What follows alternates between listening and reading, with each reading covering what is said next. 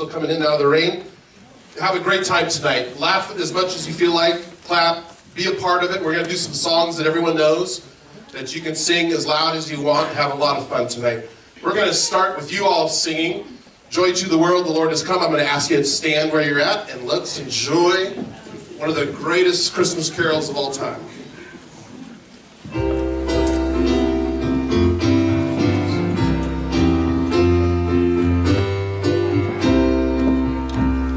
Joy to the world, the Lord is come. Let earth receive her King. Let every heart prepare him room. And heaven and nature sing, and heaven and nature sing, and heaven and nature sing. Joy to the earth, joy to the earth, the Savior reigns. Let men their songs employ, while fields and floods, rocks, hills and plains, repeat the sounding joy, repeat the sounding joy, repeat the sounding joy. We go up. He rules the world with truth and grace, and makes the nations rule. The glories of his righteousness, and wonders of his love, and wonders of his love, and wonders of his. Boy, I heard great harmonies from you guys. I want to do that last verse again. I'm going to be a little quieter on the piano. I want to hear all the voices again, because that was great. He rules the world. He rules the world with truth and grace, and makes the nations prove the glories of his righteousness, and wonders of his love, and wonders of his love, and wonders of his love. Wow, you guys, we should record you guys. You're good. Thanks so much. Have a seat. Enjoy the evening. Hello. As it has once already been said, welcome, ladies and gentlemen, to the annual 2RC Eve of Christmas Eve Christmas service / play.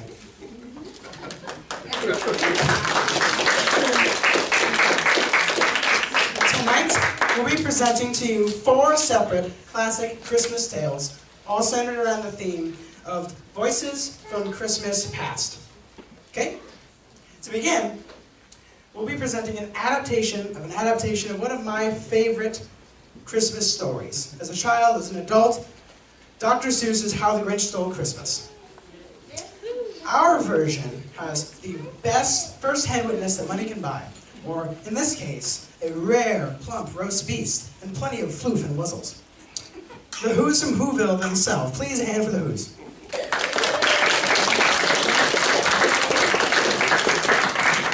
These wonderful Who's will be presenting this story to you like they're reading you a bedtime story. Next, I'd like to bring in our narrator and the mind of the Grinch. Our quotations Grinch, please. Thank you. I'd also like to introduce our Foley team, which will be doing the sound effects for all the plays tonight. Well, all but one. All the 3 out of the 4 plays tonight, whatever. Back here behind this dark table, the Foley team.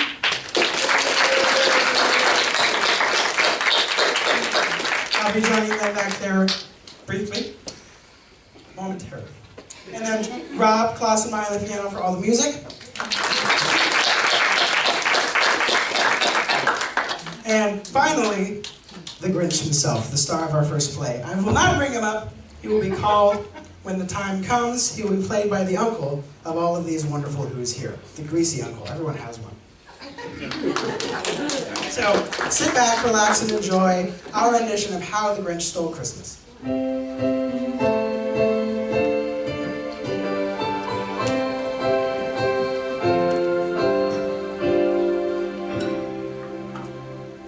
Every Who down in Whoville liked Christmas a lot. But the Grinch, who lived just north of Whoville, did not. The Grinch hated Christmas, the whole Christmas season. Now please don't ask why. No one quite knows the reason. It could be perhaps that his shoes were too tight. It could be his head wasn't screwed on. Quite right. And I think that the most likely reason of all may have been that his heart was 2 sizes too small. But whatever the reason, his heart or his shoes, he stood there on Christmas Eve, hating the Whos. Staring down from his cave with a sour, grinchy frown at the warm lighted windows below in their town. For he knew every Who down in Whoville beneath was busy now hanging a holly Who wreath. And they're hanging their stockings. He snarled with a sneer. Tomorrow is Christmas. It's practically here. Then he growled with his Grinch fingers nervously drumming. I must find a way to keep Christmas from coming. For tomorrow, he knew, All the Who girls and boys would wake bright and early. They'd rush for their toys, and then... Oh, the noise! Oh, the noise, noise, noise, noise! That's the one thing he hated. Oh, the noise! Noise! Noise! And they'll shriek, squeaks, and squeals, racing round on their wheels. They'll dance with King Taylors and fight him to their heels. They'll blow their flute-flugers. They'll bang their tinkers. They'll blow their hoo-hoovers. They'll bang their god-kinkers. They'll beat their trompe-tookers. They'll slam their sleuth-slonkers. They'll beat their plum-blookers. They'll wham their hoo-wuckers. and they'll play noisy games like Zuzita Kazay, The roller skate height of lacrosse and croquet. And then they'll make ear-splitting noises deluxe. On their great big electro-cardio deluxe.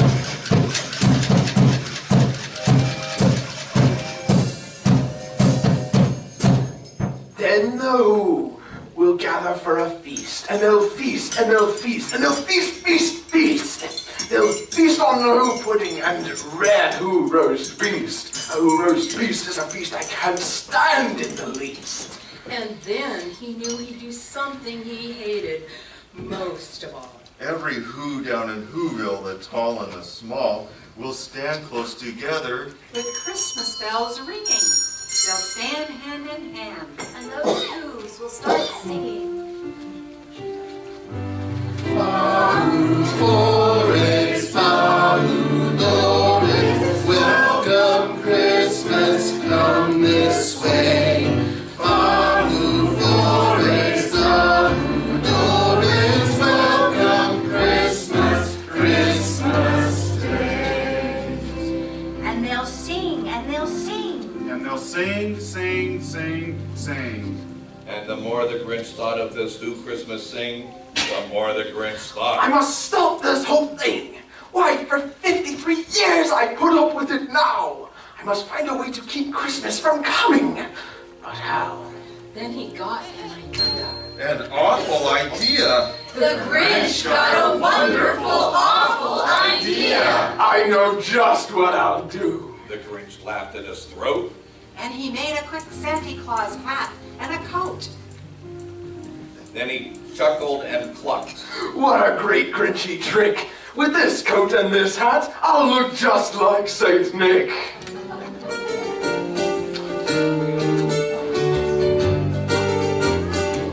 Help us out. You're a mean one, Mr. Grinch. You really are a heel. You're as cuddly as a cactus, you're as charming as a eel, Mr. Grinch. You're a bad banana with a greasy black peel. You're a monster, Mr. Grinch. Your heart's an empty hole. Your brain is full of spiders. You've got garlic in your soul, Mr. Grinch. I wouldn't touch you with a 39.5-foot pole. You're a vile one, Mr. Grinch.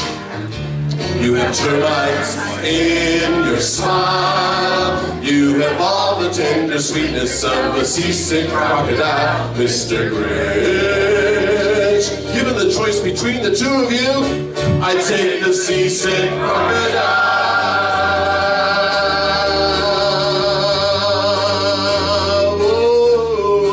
Oh, yeah. All I need is a reindeer. The Grinch looked around, but since reindeer are scarce, there was none to be found. Did that stop the Grinch? Ha! The Grinch simply If said, I can't find a reindeer, I'll make one instead. So he took his dog Max and he took some black thread. And he tied a big horn on the top of his head. Then he loaded some bags and some old empty sacks. On a ramshackle sleigh. And he whistled for Max. then the Grinch said, And the sleigh started down towards the homes where the Who's lay a snooze in their town. All their windows were dark. No one knew he was there. All the Who's were all dreaming, sweet dreams without care. When he came to the first little house on the square. This is stop number 1. the old Grinchy Claus hissed. And he climbed to the roof, empty bags in his fist. Then he slid down the chimney, a rather tight pinch. But if Santa could do it, And so could the Grinch. He got stuck only once, for a minute or two. Then he stuck his head out of the fireplace flue, where the little Who stockings all hung in a row. These stockings The Grinch are the first things to go.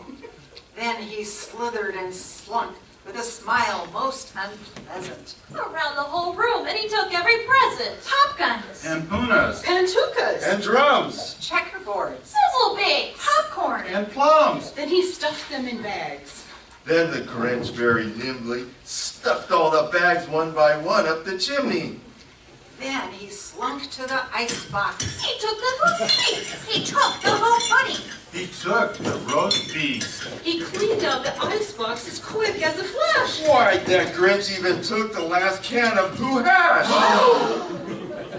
Then he stuffed all the food up the chimney with glee. And now, grinned the Grinch. I will stuff up the tree.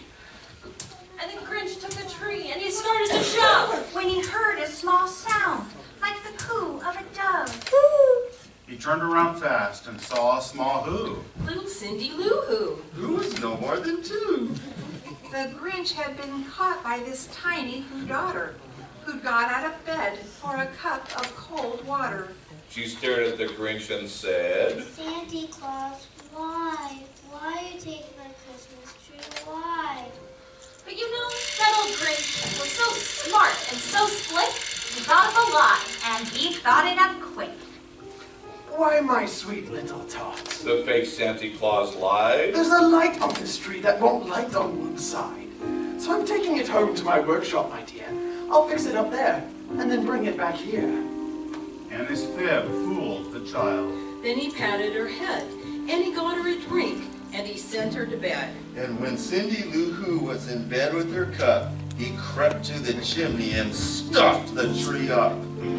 Then he went up the chimney himself, the old liar. And the last thing he took was the log for their fire. On their walls, he left nothing but hooks and some wire. And the one speck of food he left in the house was a crumb that was even too small for a mouse. Then he did the same thing to the other Who's houses. Leaving crumbs much too small for the other Who's mouses. It was 1:15 dawn. All the Who's still abed. All the Who's still a snooze. When he packed up his sled. Packed it up with their presents. Their ribbons, their wrappings. Their snoof and their fuzzles. Their tringlers and trappings. 10,000 feet up. Up the side of Mount Crumpet. He rode with his load to the tip-top to dump it. Pooh, pooh, to the Who. He grinchedly humming. They're finding out now that no Christmas is coming. They're just waking up. I know just what they'll do. Their mouths will hang open a minute or two. Then the Who's down in Whoville will all cry, boo-hoo! That is a noise Grinned the Grinch. I simply must hear. So he paused and the Grinch put a hand to his ear. And he did hear a sound rising over the snow. It started in low. Then it started to grow. But this wasn't the sad sound that he was expecting. Why, this sound sounded glad. Every who down in Whoville, the tall and the small, was singing without any presents at all. He hadn't stopped Christmas from coming, it came. However, it came just the same. And the Grinch, with his Grinch feet in icy snow, stood puzzling and puzzling. How could it be so? It came without ribbons. It came without tags. It came without packages, boxes, or bags. He puzzled and puzzled till his puzzler was sore. Then the Grinch thought of something he hadn't before. Maybe Christmas, he said, doesn't come from a store. Maybe Christmas, perhaps, has a little bit more. And what happened then? Well, in Whoville they say that the Grinch's small heart grew 3 sizes that day. Then the true meaning of Christmas came through. And the Grinch found the strength of 10 Grinches, plus 2. And the minute his heart didn't feel quite so tight, He whizzed with his load through the bright morning light. With a smile in his soul, he descended Mount Crumpet, cheerily blowing hoo-hoo on his trumpet. He rode into Whoville. He brought back their toys. He brought back the floof to the Who girls and boys. He brought back their Snoop and their Trimblers and Fuzzles. he brought back their pantukas, their dafflers and wuzzles. He brought everything back, all the food for the feast. And even himself, the Grinch, carved the roast beast.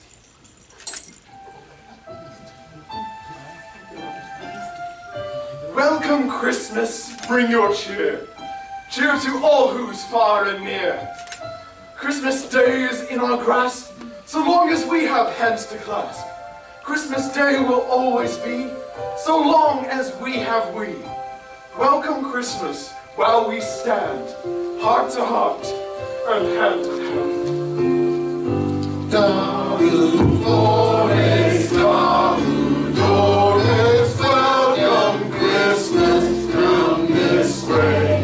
Daru Flores, Daru Flores, welcome Christmas, Christmas Day.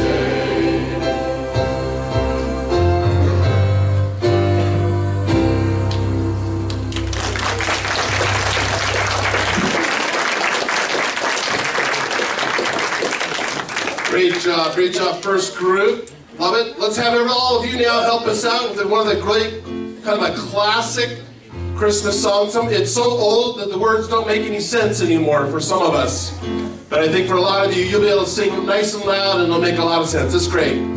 It's beginning to look a lot like Christmas everywhere you go. Take a look at the 5 and 10, glistening once again with candy cane and silver lanes aglow. It's beginning to look a lot like Christmas, toys in every store. But the prettiest sight you'll see is the holly that will be on your own.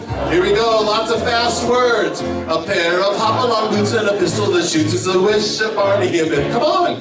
Dolls that will talk and we'll go for a walk is the hope of Janice and Jen. And Mom and Dad can hardly wait for school to start again. It's beginning to look a lot like Christmas everywhere you go. There's a tree in the Grand Hotel, one in the park as well, the sturdy kind that doesn't mind the snow. It's beginning to look a lot like Chris. Soon the bells will start. But the thing that will make them ring is the carol that you sing right within your heart. But the thing that will make them ring is the carol that you sing right within your heart. Great job singing, thank you. I'm hoping that our next story will bring some of you back to memories of Christmas plays from your childhood. It's called The Handmaid of the Lord, and it was written by Catherine Patterson. We will be reading this using 4 different narrators. Long before Catherine was a published author, she used to write a story each Christmas Eve for her husband, who was a Presbyterian minister, to read for the service. And The Handmaid of the Lord was one of these stories. It's about a young second-grade girl named Rachel who longs with her whole heart to play Mary in the church Christmas play. And I chose this story for our reader theater because I'm reminded through the words of Rachel of another young girl a long time ago named Mary, who accepted the task of giving birth to the Savior of the world with singing and humbleness and bravery and rejoicing. We can only hope that all of our young girls and granddaughters would one day look up to Mary the way Rachel is in this story.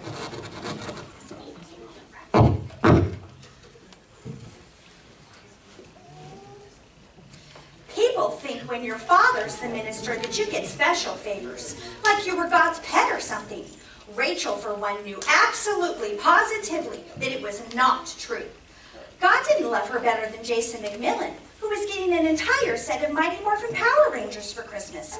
And God didn't love her better than that Carrie Wilson, who was getting a new Barbie dollhouse with 2 new dolls, outfits included. Not that Rachel really wanted a Barbie dollhouse, or Power Rangers either, for that matter, but it was the principle of the thing. Carrie and Jason were getting what they asked Santa Claus for. Ministers' kids never really got Christmas presents. She should know that by now. It didn't count if you were naughty or nice. Gregory Austin had pulled the fire alarm last Sunday and made the fire trucks come in the middle of church service, but he was getting his own personal computer. His daddy had said so. Her daddy told everybody they were supposed to be God's servants, like Jesus was. He didn't even mention presents. So, no good presents. Rachel had given up on that. But a big role in the primary class's Christmas play? That shouldn't be too much to ask for. She was by far the best actress in the 2nd grade. When she was 5, she'd been part of the heavenly hosts of angels. It was a terrible part. The costumes were made of stiff gauzy stuff that itched something awful. Afterward, Mrs. McLaughlin, who ran the pageant, yelled at her right in front of everybody. Rachel Thompson. Angels are spiritual beings. They do not scratch themselves while they sing. You had the congregation laughing at the heavenly host. I was mortified. Last year, Mrs. McLaughlin had taken a rest from directing, and Ms. Westford had run the pageant. Ms. Westford believed in equal opportunity, so for the first time in the history of First Presbyterian Church, girls had been shepherds and wise men. That was okay with the girls, but the boys were mad. They didn't like the itchy angel costumes at all, and a lot of the fathers complained. But Rachel had been a much better shepherd than those stupid boys. She didn't care what anyone had said afterward. She knew what the Bible meant when it said the shepherds were sore afraid. When Mr. Nelson shined the spotlight on them to show that the angel of the Lord was about to come upon them, Rachel had shown everyone in the church what it meant to be sore afraid. Help! Help! Don't let it get me! The congregation laughed. So did Gabriel and all the shepherds in the entire heavenly host. Mary laughed so hard she started choking, and Rachel had to whack her on the back. Her father said later it had been a brand new insight on the Christmas story. And her mother said, "Never mind, dear. They weren't laughing at you." But she knew better. No one in the whole church understood what the story was really about. When the Bible said sore afraid, you were supposed to be scared. Rachel had been trembling all over. She knew in her heart that she was the only kid in the pageant who felt that way. Not even the 2nd and 3rd graders who got all the big parts did them right. If you couldn't have a scratching angel, you sure shouldn't have a Joseph yawning so wide you could drive a tractor trailer straight down to his tonsils. It had been a hard year. Her mother had been tired and pregnant for most of it, and then when David finally was born, she'd gotten tired and busy. Now, at the end of the worst year of her entire life, Christmas wasn't going to be any better. Even the carols were against her. All those songs about the city of David. Couldn't we have the songs about the city of Rachel? But her mother just kept smiling and singing about David. It made her more determined than ever to have a good part in the play, one in which she wouldn't scratch or yell or wail. Mary. She would be Mary. She was old enough this year. She was the best actress in the 2nd grade. Surely even if she was the minister's daughter, Mrs. McLaughlin would pick her. She'd be so good in class that Mrs. McLaughlin would just see that nobody deserved to be Mary more than Rachel did. Besides, her little brother had already been chosen to be baby Jesus. She ought to be Mary. Jesus shouldn't have a stranger be his mother. It might scare him. All right, everyone, this is our first practice. I'm glad to see so many of you here because we have a lot of parts to play. Mrs. McLaughlin! Mrs. McLaughlin! What is it, Rachel? Oh, I know I'm the minister's kid, and when I was little, sometimes... Yes, Rachel? Well, I've studied the part really hard, and since my brother is the baby Jesus, I thought it'd mean a lot to him if his big sister could be Mary. Unfortunately, your sister is too old to be in the primary grades pageant, Rachel. I didn't mean Elizabeth, Mrs. McLaughlin. I mean, well, what's the matter with me? There was a burst of laughter in the room. Everyone was laughing at her. Rachel's face went scarlet. Shut up! I'm serious! I know the story better than anyone, and he's my brother! Everyone laughed even harder. Even the little ones who were going to be itchy angels were giggling. Rachel, dear, of course you know the Christmas story. After all, your father is our minister. But the role of Mary is very difficult. I could do it! But she knew it was no use. People weren't supposed to laugh at Mary, and everybody laughed at her when they paid her any attention at all. Carrie, how would you like to be our Mary this year? Carrie Wilson? She had blue eyes and blonde curls all the way down her back and didn't look at all like Mary. Oh, and that fake smile. It made Rachel sick to her stomach. Mary was the handmaid of the Lord, for heaven's sakes, not some Barbie doll. Rachel could hardly listen as Mrs. McLaughlin went down the list telling everybody what they were supposed to be. She knew now she wouldn't even get a speaking part. Mrs. McLaughlin didn't like her. Nobody liked her, not even God. Finally, Mrs. McLaughlin stopped. Rachel looked up.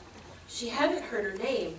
She didn't want to say anything because maybe her name had been called when she wasn't listening. And then Mrs. McLaughlin would have something else to fuss about. She couldn't stand it. She raised her hand. Yes, Rachel. About my part? Yes, Rachel.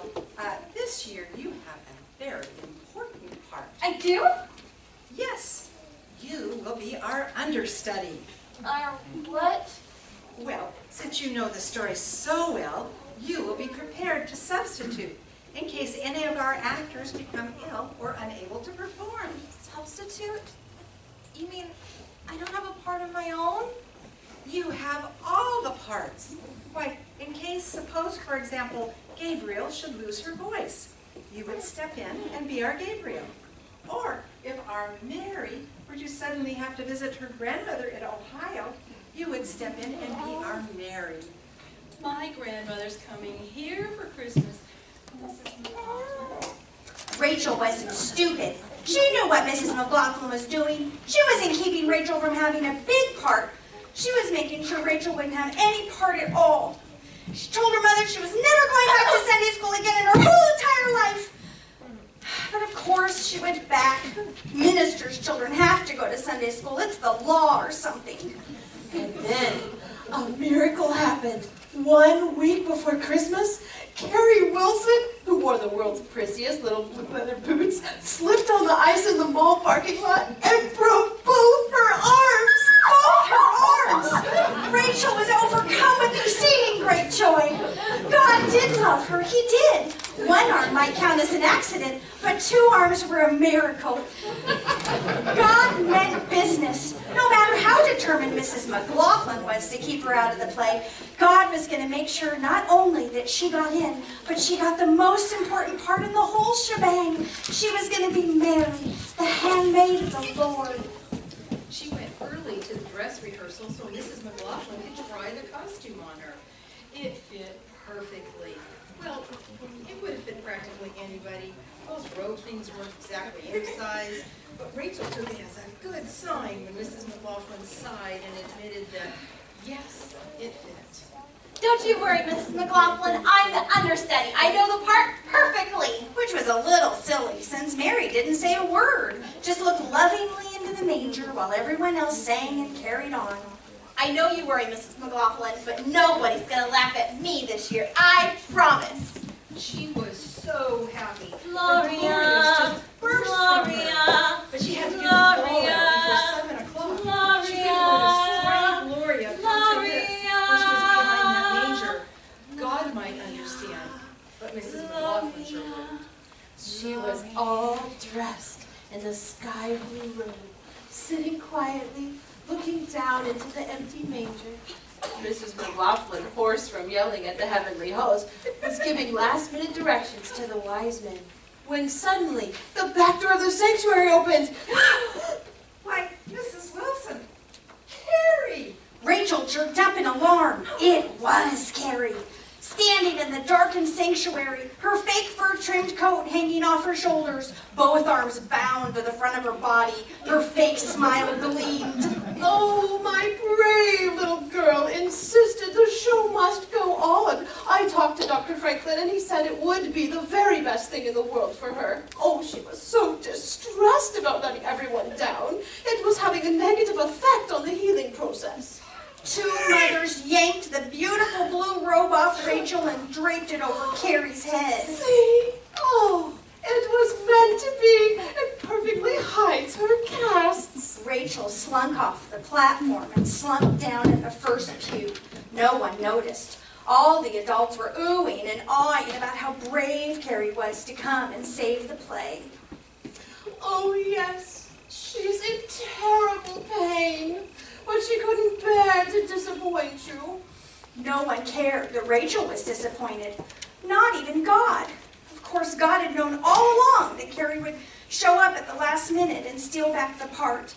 God knew everything, and he'd let Rachel sing and rejoice and think for a few days that he was on her side, that he'd chosen her, like Mary, to be his handmaid. But it was just a big joke, a big mean joke. She kicked the carpet at her feet. Off stage, everyone. Time to line up in your places. Where did you go when there wasn't any place for you? She looked around. People were beginning to arrive for the service. She slipped further down in the pew. She didn't want her family to see her. They'd find out soon enough that God had fired her. She saw her mother carry baby David up the far aisle.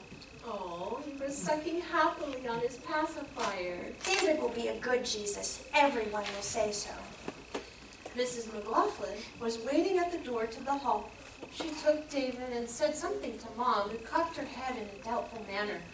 Was she telling Mom that Rachel wasn't going to be married after all? If she did, maybe Mom would come over, take her on her lap, and tell her she was sorry. No, Mom didn't even look her way. The play went very well. None of the angels cried or scratched. Gabriel knew all her lines and said them loud enough to be heard almost to the back row. The wise men remembered to carry their gifts, and nobody's crown rolled off. Joseph did not yawn, and Mary gazed sweetly into the manger. It was all perfect. Perfect without her. Rachel felt like weeping and wailing, like the Rachel in the Bible. And then, suddenly, a miracle! Baby Jesus began to cry. Not just cry, scream! Yell his little lungs out. Carrie Wilson forgot all about being Mary. She turned absolutely white, and her eyes went huge, like she was about to panic. She would have probably got up and run, but with her arms bound under the robe, she couldn't move. She looked around at Joseph and the shepherds. Somebody do something! Joseph's face was bright red. The shepherd looked straight ahead. No one moved a muscle. It was all up to Rachel. She jumped from her pew, dashed up the chancel steps, still panting when she got to the manger. She poked around under the baby until she located the pacifier and jammed it into his open mouth. Oh, he clamped down on it at once. The big church went silent, except for his noisy sucking. Rachel smiled down at him. He was a lovely Jesus. Excuse me, but who do you think you are? Carrie Wilson was hissing through her teeth, but her words were almost loud enough to be heard in the back row. Rachel could hear a snicker from somewhere out in the darkened sanctuary. She straightened up, stared sternly in the direction of the offender, and when she spoke, there was no doubt the people in the last pew could hear her. Behold, I am the handmaiden of the Lord, and I say to you, glory to God in the highest, and on earth, peace and goodwill to men, women, and children. Nobody laughed. Nobody moved. Nobody snickered. No one said a word. They didn't dare.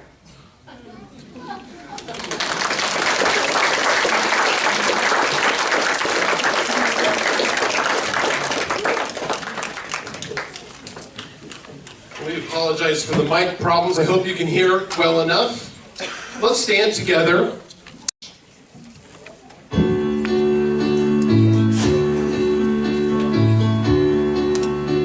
My favorite Christmas carol.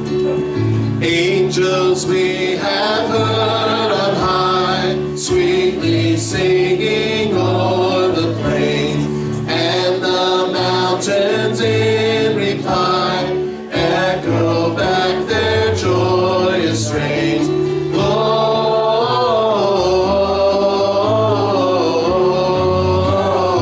Gloria in excelsis Deo.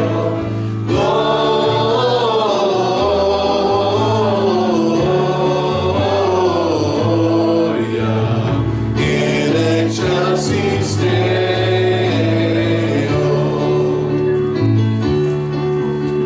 Shepherds, why this jubilee?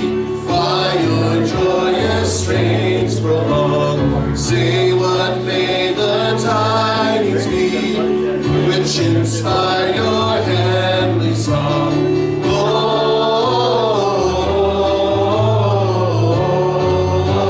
Gloria in excelsis Deo.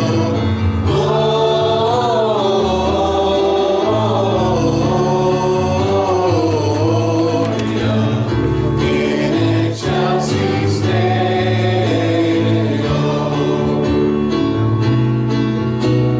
Come to Bethlehem and see him whose birth the angels sing. Come adore on bended knee, Christ the Lord, the newborn King.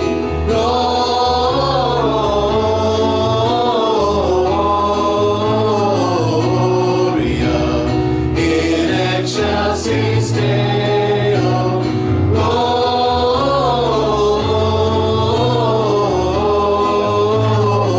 Gloria in excelsis Deo. Thank you. Be seated.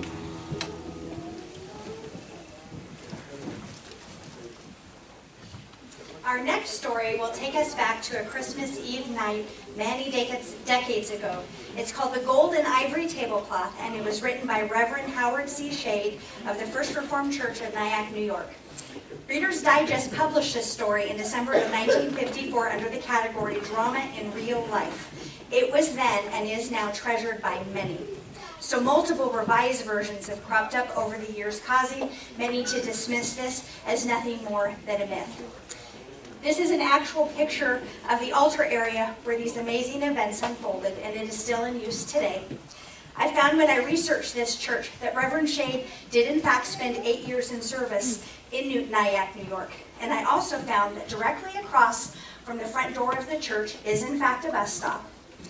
And after Reverend Shade left the service to the church, there had to be many repairs to the church because of water damage from storms throughout the years. And those facts will be meaningful to you as we move through this story. We're going to read this to you in chamber-style reader theater, which involves more movement and miming. And as we move through this story, I offer to you that there's much more evidence that these events did occur one miraculous Christmas Eve night than there is that they didn't.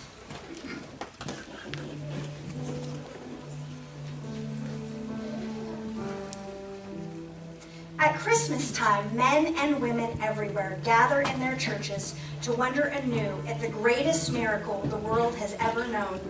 But the story I like to recall was not a miracle. Well, not exactly. It happened to a pastor who was very young.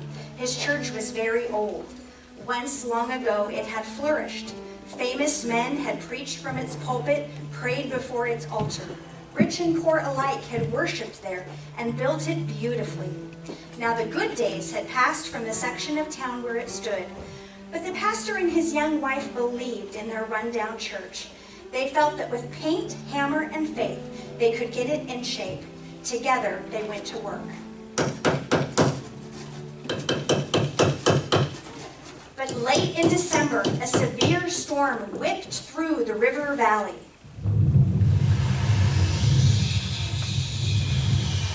And the worst blow fell on the little church. A huge chunk of rain-soaked plaster fell out of the inside wall just behind the altar. Sorrowfully, the pastor and his wife swept away the mess. Christmas is only 2 days away. What am I gonna do? Cancel the service? Looking up at the ragged hole above the altar, the pastor knew their situation looked hopeless. Nearly 3 months of hard work had been washed away in one storm. No. If this is thy will, Father, then thy will be done. That afternoon, the dispirited pastor attended an auction held for the benefit of a youth group. Sold to the lady in the hat! Next item up for bid! The auctioneer opened a box and shook out of its folds a handsome gold and ivory lace tablecloth. It was a magnificent item, nearly 15 feet long, but it too dated from a long-vanished era. Who today had any use for such a thing? There were a few half-hearted bids. Starting bid, $5. Anybody, $5. $5. Anybody. 50 cents. Fine, 50 cents, 50 cents. Anybody else? 50 cents, $1, $1. $1. $1. Do it here, do $1. Do it here, $2. $3. Then the pastor was seized with what he thought was a great idea. He bid it in for $6.50. $6.50. Do I hear $6.75? Do I hear $6.75? $6.50. Going once, going twice. Sold to the preacher.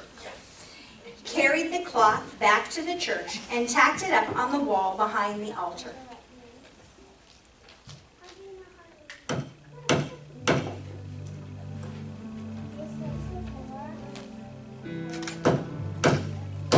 It completely hid the hole, and the extraordinary beauty of its shimmering handwork cast a fine holiday glow over the altar. It was a great triumph. Happily, he went back home to prepare his Christmas sermon.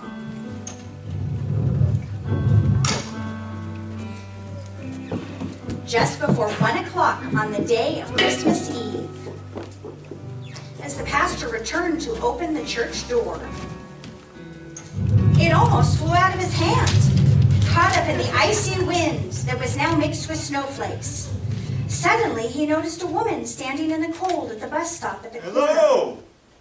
The bus won't be here for 40 minutes.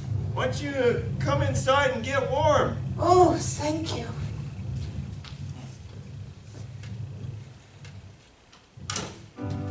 She told him that she had come from the city that morning to be interviewed for a job as governess to the children of one of the wealthy families in town. But she had been turned down. A war refugee, she had imperfect English. The woman sat down in the front pew and warmed her hands and rested. After a while, she dropped her head and began to pray. At the sound of the pastor hammering to adjust the tablecloth, she looked up to see for the first time the presence of a gold and ivory lace cloth stretched out behind the altar. She rose suddenly and walked up to the altar. She looked at the tablecloth. The pastor smiled and started to tell her about the storm damage, but she didn't seem to listen. She took up a fold of the cloth and rubbed it between her fingers. This is mine. This is my banquet cloth. She lifted up a corner and showed the surprised pastor that there were initials monogrammed on it. My husband had this made for me especially in Brussels. There could not be another like it. For the next few minutes, the woman and the pastor talked excitedly together. She explained that she was Viennese, that she and her husband had opposed the Nazis and decided to leave the country. They were advised to go separately, so her husband had put her on a train for Switzerland. They planned that he would join her as soon as he could arrange to ship their household goods across the border. She never saw him again. Later, she heard that he had died in a concentration camp. I have always felt it was my fault to live without him. Perhaps these years of wandering have been my punishment. The pastor tried to comfort her, urged her to take the cloth with her. She refused. Then she went away.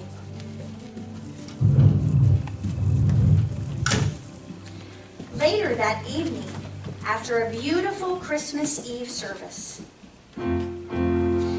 as the church began to empty, it was clear that the cloth had been a great success. It had been skillfully designed to look its best by candlelight. The pastor stood at the doorway. Many people told him that the church looked beautiful. One gentle-faced, middle-aged man, he was the local clock and watch repairman, lingered behind, looking rather puzzled. It's beautiful, isn't it? It is strange. Many years ago, my wife, God rest her, and I owned such a clock. In our home in Vienna, my wife put it on the table, only when the bishop came to dinner. The pastor suddenly became very excited. He told the jeweler about the woman who had been in church earlier that day. The startled jeweler clutched the pastor's arm. Can it be? Is she really alive? The pastor got in touch with the family who had interviewed her.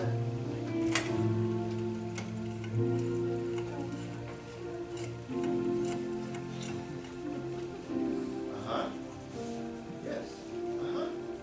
Well, thank you and Merry Christmas. I was able to get her an address. We must go quickly. It's getting late.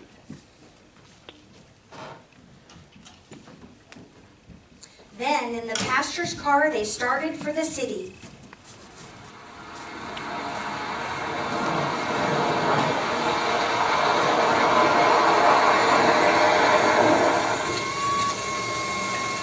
They arrived at the woman's house and made their way to the door. And as Christmas Day was born, this man and wife who had been separated by so many sad Yuletides were reunited. Are you alive?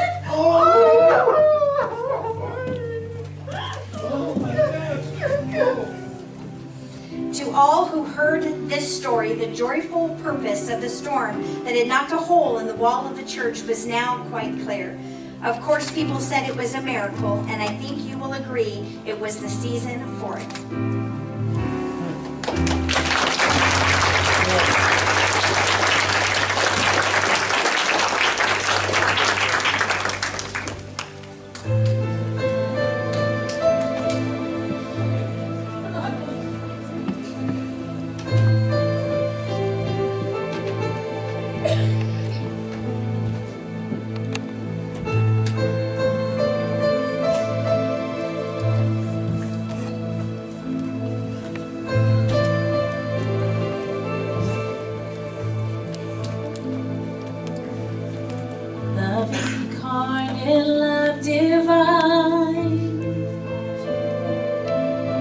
Star and angel gave the sign. Bow to babe on bended knee,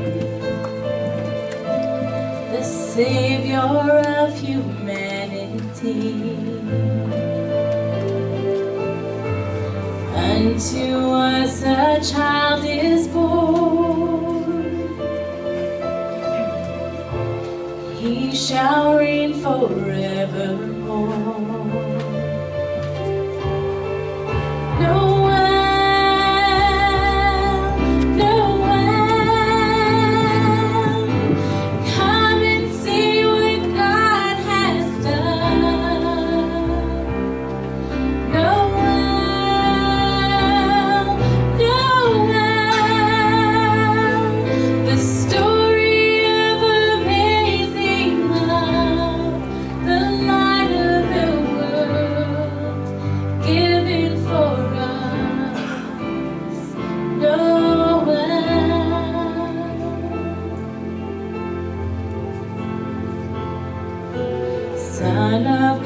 and Son of Man, there before the world began. Born to suffer, born to save, born to save us from the grave. Christ the everlasting Lord, He shall reign forevermore. Noel, Noel, come and see what God has done.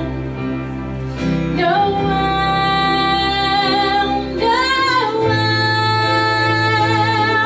the story of amazing love, the light of the world, given for us. Noel.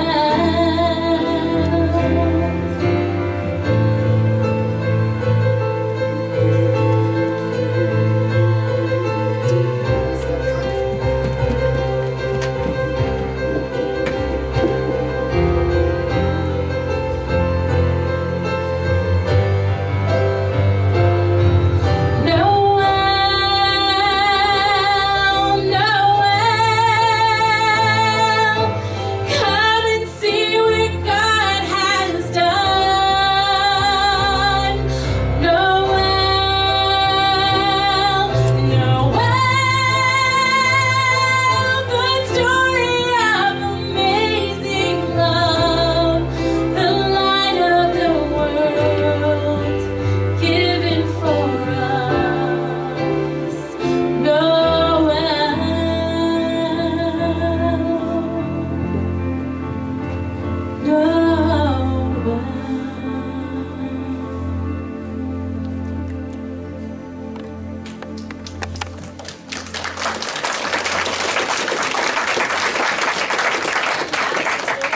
Past this evening.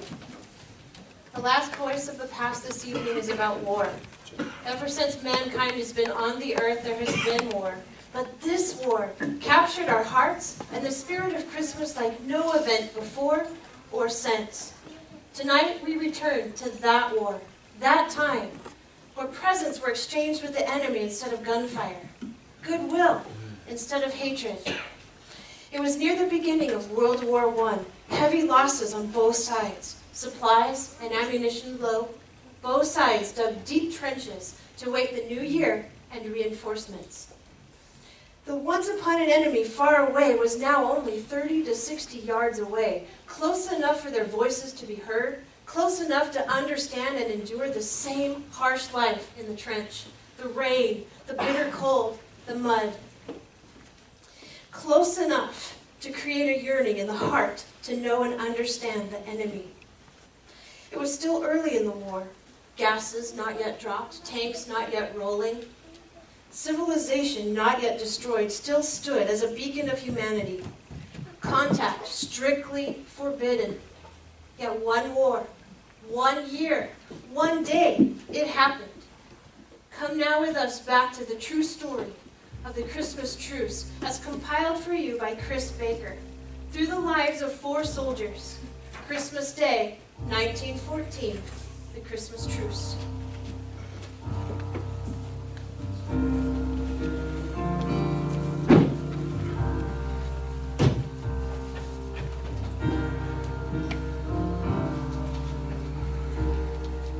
Dear Mother, my darling Meg, My good friend Charles, My dear sister, Jenna. It is 2 in the morning, and most of our men are asleep in their dugouts. yet I could not sleep myself before writing to you of the wonderful events of Christmas Eve. in truth, what happened seemed almost like a fairy tale. If I hadn't been through it myself, I would scarce believe it. Just imagine, while you and the family sang carols before the fire there in London, I did the same thing with enemy soldiers here on the battlefields of France. As I wrote before, there has been little serious fighting of late. The first battles of the war left so many dead that both sides have held back until replacements could come from home. So, we have mostly stayed in our trenches and waited. But what a terrible waiting it has been, knowing that any moment an artillery shell might land and explode beside us in the trench, killing or maiming several men. And in daylight, not dare lifting our heads above the ground for fear of a sniper's bullet. And the rain, it has fallen almost daily. Of course, it collects right in front of our trenches. And we must bail it out with pots and pans. And with the rain comes mud, a good foot or more deep. It spatters, it cakes everything. It constantly sucks at our boots. One new recruit got his feet stuck in it and his hands. And then when he tried to get out, he looked just like that American tar baby. Through all this, we couldn't help feeling curious about the German soldiers across the way. After all, they faced the same dangers we did and slogged about in the same muck. What's more, their first trench was only 50 yards from ours. Between us lay no man's land, bordered on both sides by barbed wire. Yet they were close enough, we sometimes heard their voices. Of course, we hated them whenever they killed our friends. But other times, we joked about them and almost felt we had something in common. And now, it seems they felt the same.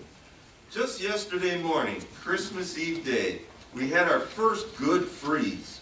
Cold as we were, we welcomed it because at least the mud froze solid. Everything was tinged white with frost, while a bright sun shone over all. Perfect Christmas weather. During the day, there was little shelling or rifle fire from either side. And as darkness fell on Christmas Eve, the shooting stopped entirely. Our first complete silence in months. We hoped it might promise a peaceful holiday, but we couldn't count on it. We'd been told the Germans might attack and try to catch us off guard. I went to the dugout to rest, and lying on my cot, I must have drifted asleep. All at once, my friend was shaking me awake, saying, "Come and see! See what the Germans are doing!" I grabbed my rifle, stumbled out into the trench, and stuck my head cautiously above the sandbags. I never hoped to see a stranger and more lovely sight. Clusters of tiny lights were shining all along the German line, left and right, as far as the eye could see. What is it? I asked in bewilderment. And someone answered, Christmas trees. Christmas trees? And so it was. The Germans had placed Christmas trees in front of their trenches, lit by candle or lantern like beacons of goodwill. And then we heard their voices raised in song. Stille Nacht, heilige Nacht. This carol may not yet be familiar to us in Britain, but one soldier knew it and translated, "Silent night, holy night." I have never heard one lovelier or more meaningful in that quiet, clear night, its dark softened by a first quarter moon. When the song finished, the men in our trenches applauded. Yes, British soldiers applauding the Germans. Then, one of our own men started singing, and then we all joined in. The first Noel, the angels did sing. In truth, we sounded not nearly as good as the Germans, with their fine harmonies. But they responded with enthusiastic applause of their own, and began another. O Tannenbaum, O Tannenbaum. Then we replied, singing, "O come, all ye faithful." But this time, they joined in, singing the words in Latin. O come, all ye faithful. British and German harmonizing across no man's land. I would have thought nothing could be more amazing, but what came next was more so. English, come over, we heard one of them shout. You know shoot, we know shoot. There in the trenches, we looked at each other in bewilderment. Then one of us shouted jokingly, "You come over here!" To our astonishment, we saw two figures rise from the trench, climbed over the barbed wire, and advance unprotected across no man's land. One of them called, "Send an officer to talk." I saw one of our men lift his rifle to the ready. No doubt others did the same. But our captain called out, "Hold your fire!" Then he climbed up and went to meet the Germans halfway. We heard them talking, and a few minutes later, the captain came back with a German cigar in his mouth. "We have agreed there will be no shooting before midnight tomorrow," he announced. "But sentries are to remain on duty, and the rest of you stay alert." Across the way, we could make out groups of 2 or 3 men starting to come out of the trenches and coming towards us. Then some of us were climbing out too, and in minutes, there we were in no man's land, over 100 soldiers and officers of each side, shaking hands with the men we were trying to kill just hours earlier. Before long, a bonfire was built, and around it we mingled. British khaki and German gray. I must say the Germans were the better dressed, with fresh uniforms for the holiday. Only a couple of our men knew German, but more of the Germans knew English. I asked one of them why this was. He replied, because many have worked in England. Before all this, he was a waiter at the Hotel Cecil. He said, "Perhaps I waited on your table." "Well, perhaps you did," I said, laughing. One German told me he had a girlfriend in London and that the war had interrupted their plans for marriage.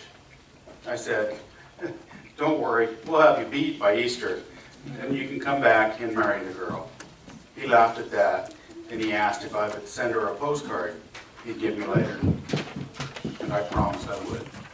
Another German had been a porter at Victoria Station. He showed me a picture of his family back in Munich. His eldest sister was so lovely. I told him I would like to meet her someday. He beamed and said he would like that very much and gave me his address. Even those who could not converse still exchanged gifts. Our cigarettes for their cigars, our tea for their coffee, our corned beef for their sausage, badges and buttons from uniforms changed owners. And one of our lads walked off with the infamous spiked helmet. I myself traded a jackknife for a leather equipment belt, a fine souvenir to show when I get home. Newspapers, too, exchanged hands, and the Germans howled with laughter at ours. They assured us that France was finished, and Russia nearly beaten, too. We told them that was nonsense. And then one of them said, "Well, you believe your newspapers, we'll believe ours." Clearly, they are lied to. Yet, after meeting these men, I wonder, how truthful have our own newspapers been? These are not the savage barbarians we've read so much about. They are men with homes and families, hopes and fears, principles, and yes, love of country. In other words, men like us. Why? Why are we led to believe otherwise?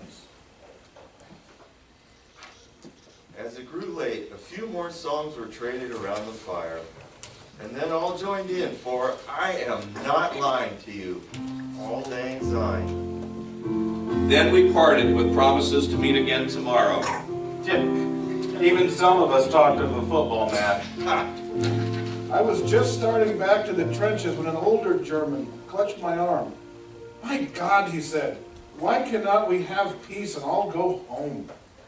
I told him gently, "That you must ask your emperor." He looked at me then searchingly. "Perhaps, my friend, but we also must ask our hearts." And so, dear mother, Dear wife, dear friend, dear sister, tell me, has there ever been such a Christmas Eve in all history? and what does it all mean, this impossible befriending of enemies? for the fighting here, of course, it means regrettably little. Decent fellows those soldiers may be, but they follow orders, and we do the same. Besides, we are here to stop their army and send it home. We could never shirk that duty. Still, one cannot help imagine what would happen if the spirit shown here were caught by the nations of the world. Of course, disputes must always arise. But what if our leaders were to offer well wishes in place of warnings? Songs instead of slurs. Presents in place of reprisals. Would not all war end at once? All nations say they want peace. Yet, on this Christmas morning, I wonder if we want it quite enough.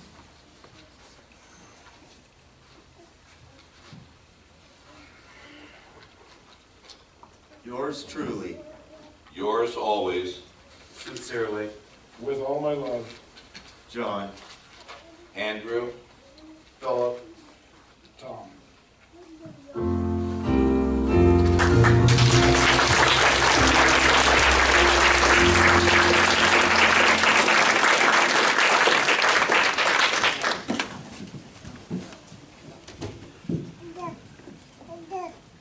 Let's give a big hand again for everybody.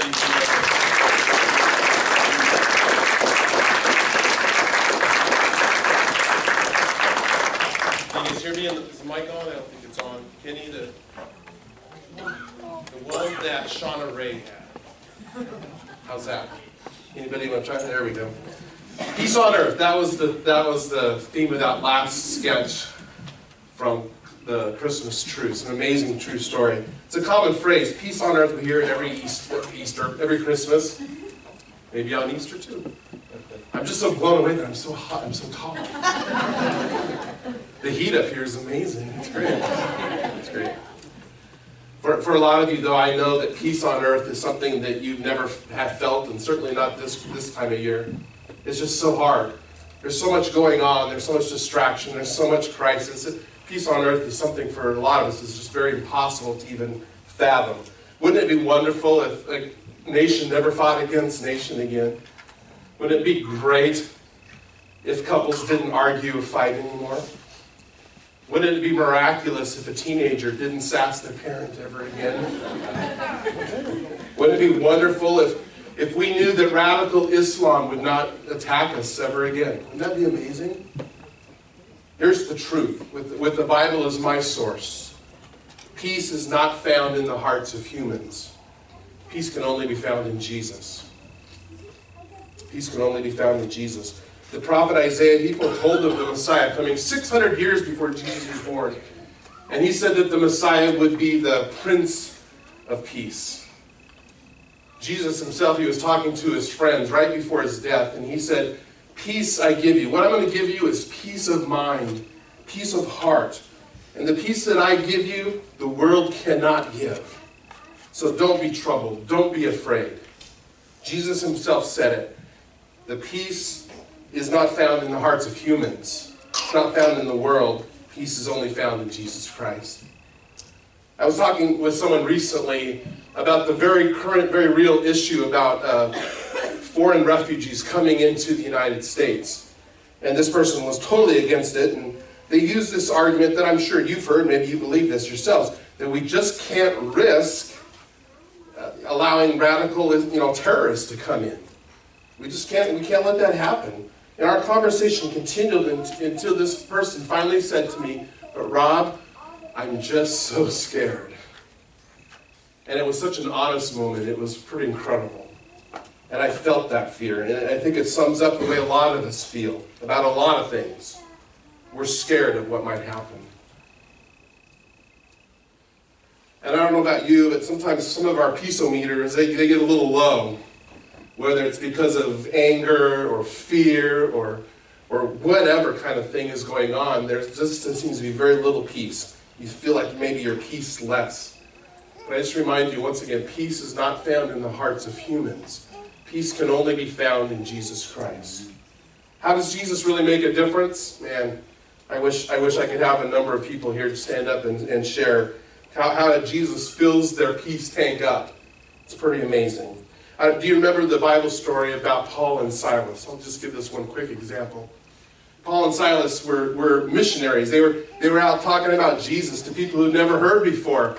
And some received it and others didn't like it at all. And they got thrown into a jail up in northern Greece.